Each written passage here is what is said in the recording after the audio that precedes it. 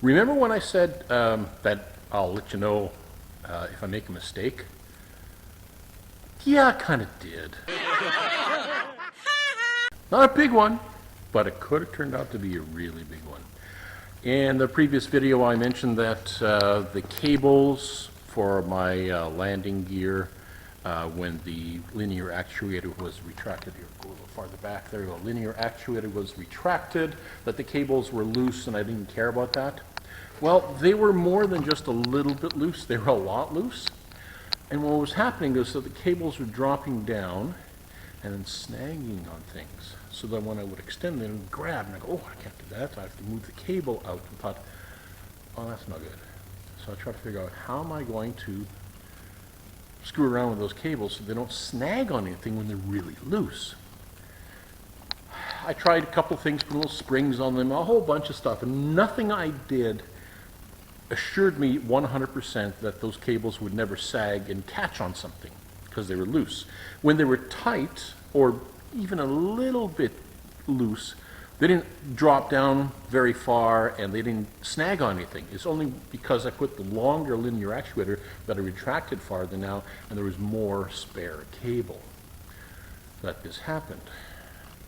So I sat and I struggled with it and I thought about it and I thought, okay, what have I gained by putting in the longer actuator? Well, I gained approximately 1.25 inches in lift on the nose wheel. Was that 1.25 inches worth it and was it needed? Well, that I had to really consider. And I thought about it and I said, no, you know what, it's just not. So I put the shorter one back in, the one that was the exact length needed to raise the main landing gear. And no more snag cable issues. More reliability. That means the nose wheel is going to be about 1 inch into the water stream when I'm idling around. It'll be out of it, from everything I can tell, when I'm up on step. But the only way to really find out is to put this thing on the water, fly it, and see. So I put the old linear actuator back in. Here, let me just show you what I'm talking about with those cables. About how it was going to be snagging on things. Okay, so I'm going to roll you around. Hopefully the lighting, oh, actually I'll lower the seat, I think. There we go. So these two cables, this one here and this one here, these two cables were so loose that they're dropping right down and catching on this bracket here, okay? And these screws are loose right now. They'll be tightened up. That just holds the front end of the linear actuator from doing that.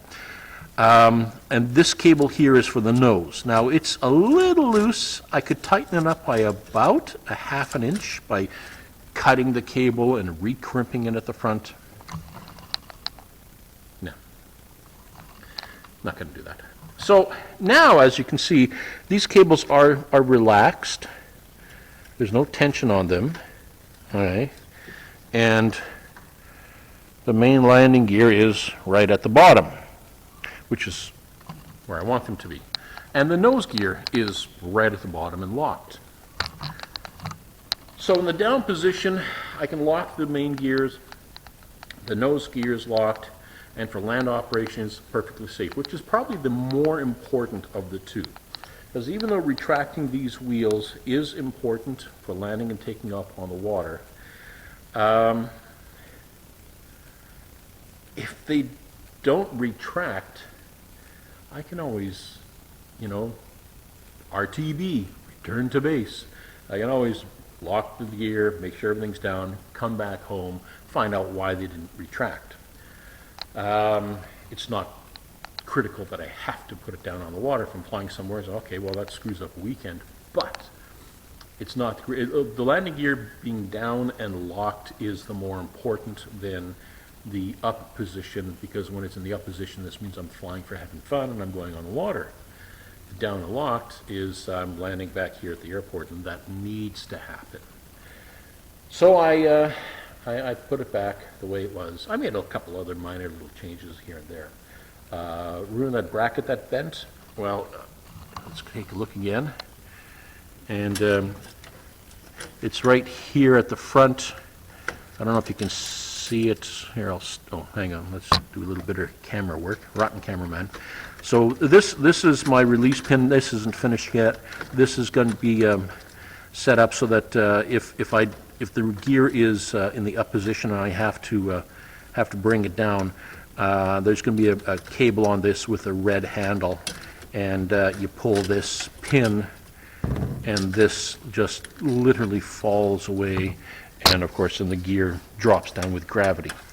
The bracket at the front, the original one, was wider and had 2 holes in it to accommodate these nuts here. Well, I figured it doesn't need to be, so I made it smaller. It's much thicker. It does not bend. It's a lot stronger now. So that's it. This is my emergency gear down release. Is this pin assembly here that doing this with one hand is. There we go. And of course, then just this cotter pin goes in there. I think you guys get the picture. So all that has to be done is on that I need to put a piece of cable with a red handle, and so that I can reach down here, because it'll only be needed when the gear is forward and sticking out over here. So I'd have to reach down, grab that red handle, pulls the pin, releases the cables, and this thing then drops the landing gear, and I can relock everything. So there's an emergency release to bring it down. So that was the change I had to make. Made another mistake.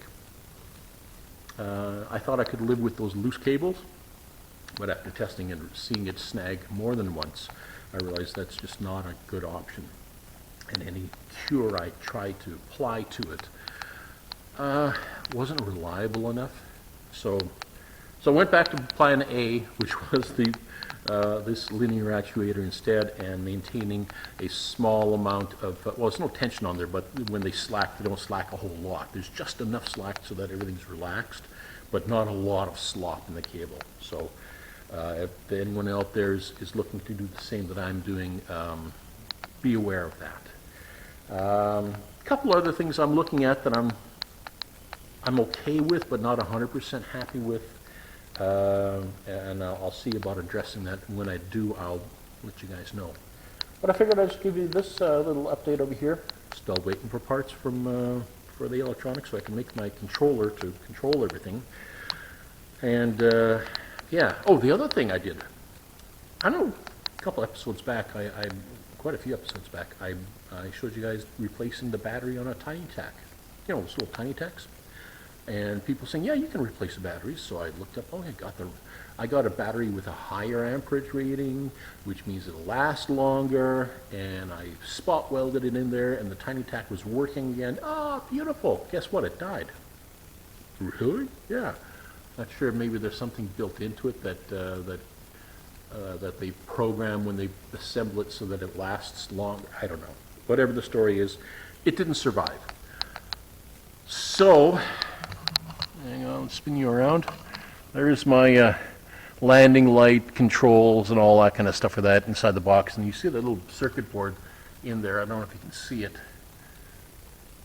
That's the wig-wag circuit board and all that. So, yeah, I pulled the tiny tack out, and I have another tack that I had picked up quite a while back. It's not a tiny tack, but it also has the non-replaceable batteries. And giving this some extra thought, I think I'm going to buy the B-Light tack that you can get at Aircraft Spruce and so on, that has the replaceable batteries. They're a little more expensive. But they have a memory in them, I think. I'd have to read up the manual on it. But anyways, long story short, they allow you to change the little button battery in them. And I think I'm going to go with that route.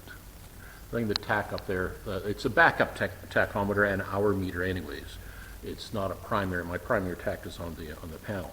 But if the panel goes pooched and I've got to rely on my backup instrument, a magnetic compass, and a tachometer, I'll have that backup tachometer, which also has an hour meter to it.